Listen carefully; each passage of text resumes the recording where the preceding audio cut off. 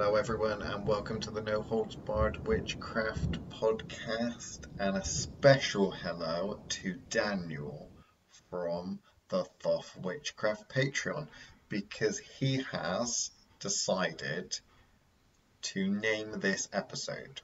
So, basically, for those that don't know, on the Thoth Witchcraft Patreon, those that support us get the opportunity to either give us a recommendation for an episode name or for basically what you want the episode to be about. So Daniel doesn't really care what we make the episode about. He just wanted the name Stealing Crystals. So I guess, Chris, we should sort of make it a little bit about crystals. Yeah, why not? Yeah, it makes sense, doesn't it? So I've got a pet hate because we sell a lot of crystals. Yep. We sell them very cheaply. We sell them for £1 normally. Yeah. But every single bloody New Ager, when they buy them, bearing in mind they're very, very cheap compared to everyone else, we don't pay the slaves that mine them very much. I shouldn't say things like that, but it's true. Why is it that they always insist on a bloody bag? They buy a tiny little crystal. Yeah, and they want them and then it's individually like, bagged. Oh, can you wrap it up for me? Can you put it in a bag? It's like, seriously, mate, put it in your pocket. I mean, seriously, is it just me or is it just crazy? If you're buying a piece of quartz or a little obsidian or something, well, Yeah. not obsidian because they're all scared of obsidian, aren't they? Well, it's dark, Rose innit? quartz. It's dark. If they're buying a rose quartz, then they always insist on it being put in a little bag. Yeah. And then that just sticks out of their pocket. Yeah. I don't get it. Can you shed some light on this? But it's all about the energies, isn't it? It's all about the energies. I don't get it. At the end of the day, it's a rock. It's not been programmed yet, so it's not doing anything. It's just a crystal. Well, I don't know about that. I mean, you say it's not been programmed, but how many times have you put your little hand in a rose quartz crystal section at a crystal shop and put a little something in all of them? And it certainly wasn't love and light, was it? That doesn't count. I'm talking about ours. Oh, what do you put in ours? I don't put anything in ours. Ours are clean. Ours are clean, yeah. You Well, want to be careful where you're getting all your crystals and that from. Yeah. Because, you might get more than you bargained for, especially in some of those Glastonbury shops. But the thing is, it's one of those where they go out, and most of them, the bit that really gets me is when they're there stood with a pendulum that they bought 2 minutes ago from another store. And have then decided, I've got enough of a relationship in the 30 seconds I've owned this thing to now select a load of other items from somebody else. I don't know if he actually meant for this to be one of his rants. He probably did set this up specifically, didn't he? Because he knew it would be ranty. What, Daniel? Do you think he likes listening to us go on and on and on? I imagine so. Ages? You did name another episode as well, but I've got to wait for some gossip and random things to happen because I don't think it's a good enough name for just it's got to be a gossipy kind of one. But anyway, we'll leave it at that. So when it comes to the way we display our crystals and that, we put them all in one of those wagon wheels where they've got separate sections, but they're sorted by colour. So you don't just have one type. You've normally got one rough kind of colour in each spoke. Yeah. Now, you'll always get someone pick one out and say, well, what does this do? And then you'll say something, normally the same old thing, and they'll put it back, and then they'll pick another one out and say, what does this one do? Yeah. Can you share our philosophy on selecting crystals? Do you need to buy a crystal Bible? No, you really don't. And the last thing you should buy is probably a crystal Bible. But yeah, I don't. I think we're so used to looking at catalogues and things like that, and they're so used to looking at recipe books that things all have to have a correspondence, and they've all got to be something particular. So colour for me, we separate them by colour, just one, because it looks good, um, and two, because it really doesn't matter. If someone's going to select something, they're going to select it because they like its colour or its shape, not because, or at least they shouldn't be, selecting them because, oh, such and such a book told me I should have that one. Um, I just, at the end of the day, if you're coming in, and what's a perfect example I'm trying to give? Um, oh, I've got some anxiety. Um, I need to get, I don't know, a Sodalite or something, and then you go to the wheel and you kind of What, reach like a out. Diet Coke or a Sprint light? Sodalite, the dark blue one. Um, so they might go, oh well, I need it because this book's told me that's good for anxiety. I'm like, well, that would totally depend on how you react with that frequency, surely. So if that frequency is something that is going to set off your anxiety, the last thing you probably should be collecting for yourself is a Sodalite.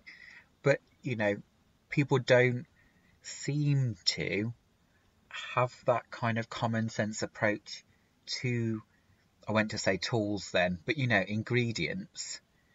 Um, Well, they when don't let the ingredients talk to them, and they don't try and form any sort of relationship with them, do they? They just say, well, exactly, the book says I need this correspondence, so that's what I suppose I'm going to get. Well, that's all of that type of crystal. That's what I need.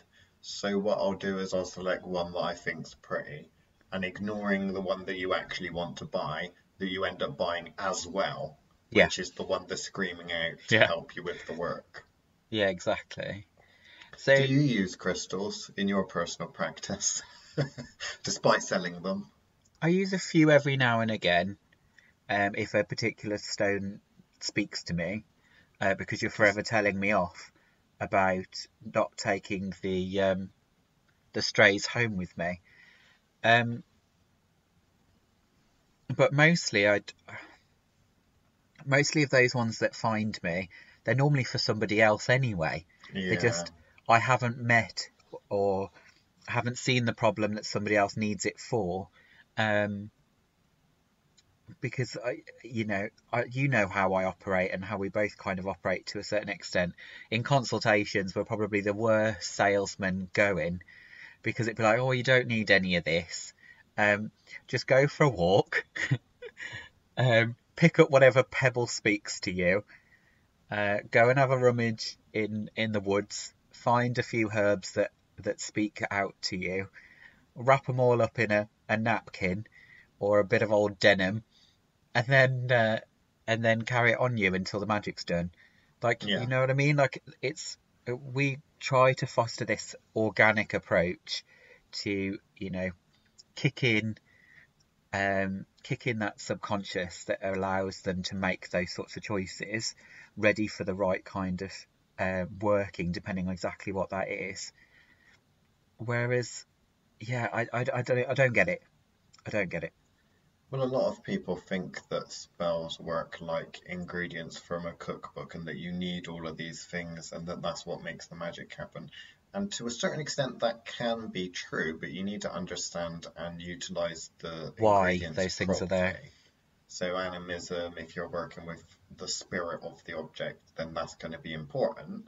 But at the same time, like, I mean, specifically for crystals, we give basic formulas, and I say formulas or methods, I should say, Yeah, modus for operandi. creating, yeah, for creating jar spells and charm bags and that sort of thing, which you can look on the Thoth TV YouTube channel because it shows you exactly how to do them. They're basic methods, and they normally involve picking random crystals, and with that we don't even separate them out in color. We have them all in a massive basket Yeah, normally, don't we? pick out of this. um yeah, and you don't need that. I mean, personally, I don't really use crystals in my practice, but they're so popular that people just really like them. um for me, probably the closest thing to crystal magic I really do on a regular basis is actually working with gravel from people's driveways. Yeah, Because if you think about you're trying to work on yeah, a person or an area, well, that rock's been there marinating in that energy for a while, yeah, and it blends in with all the other rocks there. I'll pick that up, I'll toddle on to some a-hole down the road, pick up a little pebble from their driveway, take it home, do the little magical work in that I want to do, and then go and put it back. So yeah. not only have I got the energy of place, of the land and their home, essentially, but also when I'm putting the object there, it's going to blend in perfectly because it came from there, Tarmackers are going to do really well after this, aren't they? probably. All those gravelled car parks that all of a sudden are going to disappear because Liam's just told them. Well, and they're free as well. I know we sell crystals and they look pretty and stuff like that. And yes, like a lot of things, if you're thinking about Tupperware containers, some Tupperware containers hold certain things better than others. I have a very nice one that's kind of rectangular and flat that holds me pasta sheets. That's good Yeah, for yeah. pasta sheets. Don't mean I can't put other things in it, No, but it suits the but purpose of the it job suits at the the time. purpose. And I think that's similar to crystals. There are some crystals that retain a certain energy better than others. Um, but it doesn't mean that all of these crystal books and stuff, you need that specific crystal. And I think No. that when you have your idea of what you want to use it for in mind, then select one and Yeah. base that on what's jumping out at you and what feels right, as opposed to what a crystal book says or what have you. Yeah, they also look really good on Instagram posts, which I think is the other reason that people collect so many. Yeah, I suppose. Well, that's the collector thing, isn't it? It is one of those things that The you can magpie collect. situation. Yeah. I mean, you've started working with, is it the blue stone? Like it, Stonehenge? Yeah, Did you the get some of that? per Persilia or whatever it is. Yeah, some funny Uh, name. but yeah, it's so. But that's while we're kind of developing some kind of runic arrangement, maybe, or some kind of product. But it's You're just carving them, aren't you? Carving runes on them. potentially. So, but it just, yeah, it's kind of like for that, again, it still goes back to, although that technically, they're not really gemstones at that point, you're talking about a bit of kind of, a bit more like granite or something like that with it, but it's a stone of a particular land, of a particular space. It makes sense that if you're trying to tap into that energy, that you would use something like that. So, but you can't tell me that all everybody that wants to use a bit of jade is using it because it's found in that particular area in Peru. Obviously, I don't even know if they find jade in Peru, but you know what my point is. Well, You're no, not they, trying to they, they connect to that just specific select it because the space. Scott Cunningham book says that they need to do that. Or nowadays it's because they saw a Facebook meme post Yeah, with a picture of it saying, this is what it's for.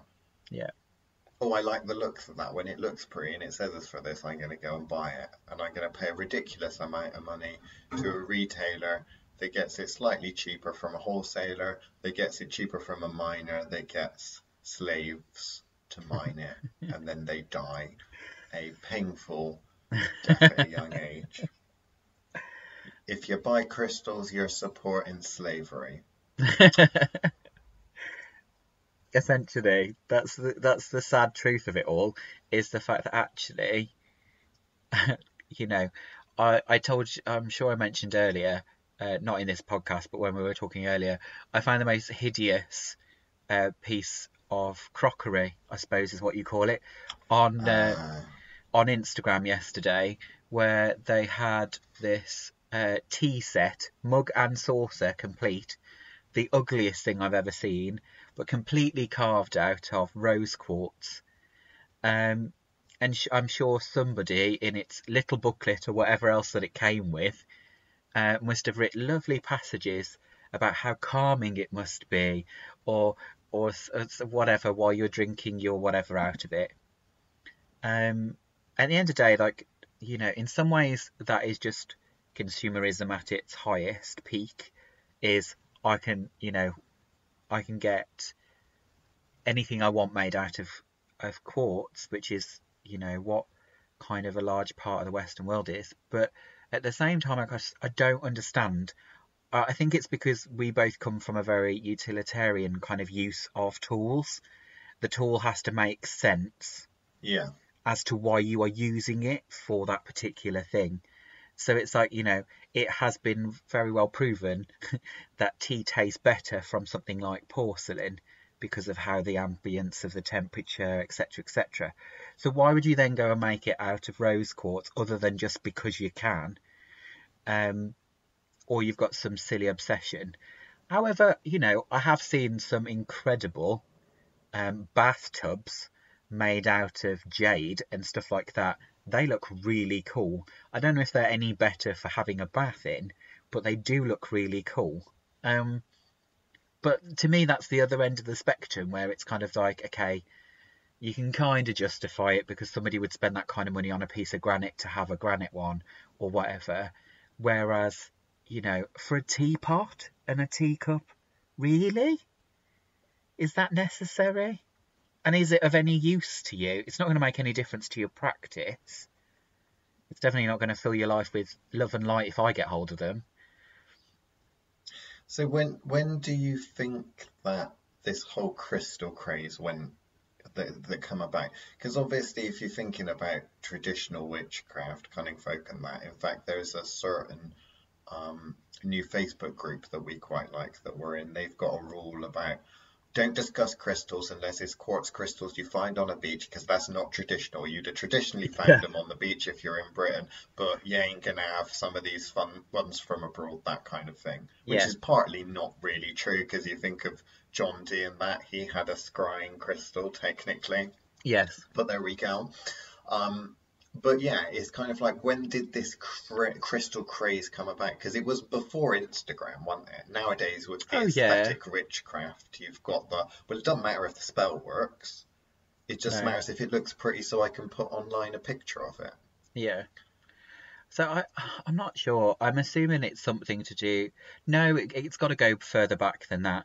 I imagine it started with antiquarianism. So like where people like to collect these cabinets of curiosity, So Victorian kind of kind of things. Victorian-y kind of, Uh, I've got this stone from here and I've got that skull from there, and this small tribe in some little place, island in the middle of nowhere, really needed to eat from this bowl. They spent a whole year making it, but it looks better in my cabinet. Um, you know, like I think it kind of starts with that, and then as people have just become different kinds of collectors. So some people will collect Pokemon cards, and other people collect, old photographs of dead people, and then I think others that are all love and light and whatever quite like their crystal collections.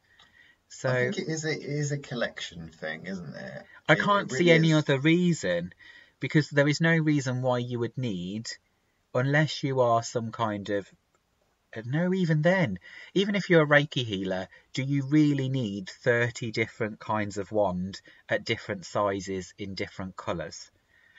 Like, do you actually? If you What, do you surely, need a if wand you're at all? exactly, surely if you're um, a, a practiced, very well practiced Reiki healer, all you need are technically your hands and someone to work on. Um, and I'm pushing that to its limit there, because do you really need to have hands?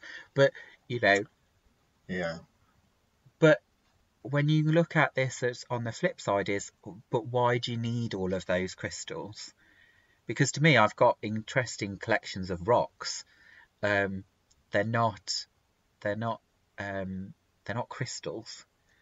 They'll be from various Yeah. different beaches I've been to, or river stones that I found where one particular one has taken my eye. um, the traditional way of doing any kind of, for lack of a better word, runic work, like witch stones, would be you'd collect them over a generation. That's kind of, even though I'm working on sets for us, to a certain extent, it makes no sense for a collection of runes to be one made out of stone at all. I don't think it's almost necessarily needed. But the other part is, um, you know, why would they all be the same? Because if you were to traditionally craft a runic set, you would, as you learn each individual letter, you would have found something that resonated with that letter to make that part from, in those kind of traditional witch bags, or you'd collect bones from various different birds. Yeah. There would be a connection to why you were crafting it in the way that you were crafting it. Now, I could understand someone going, I need, and I imagine that, John Dee and his scrying crystal probably did involve going or laboriously finding a collector that could get hold of the crystal that was required in order to make that piece. That's different. I think if you've gone, no, this really needs to be made out of this, and you have looked everywhere to find all the pieces of how to make it,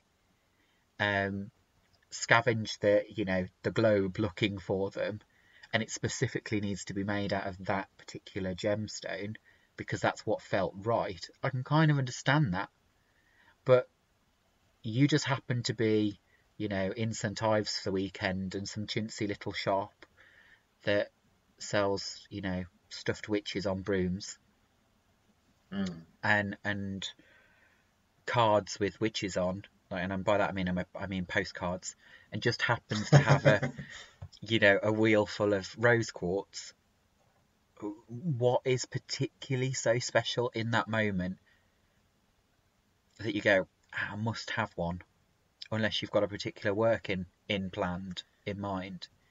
I think unless you're one of those, unless you're inexperienced and just doing what you're told because the book says you need such and Yeah, such a crystal, then the need is really a want.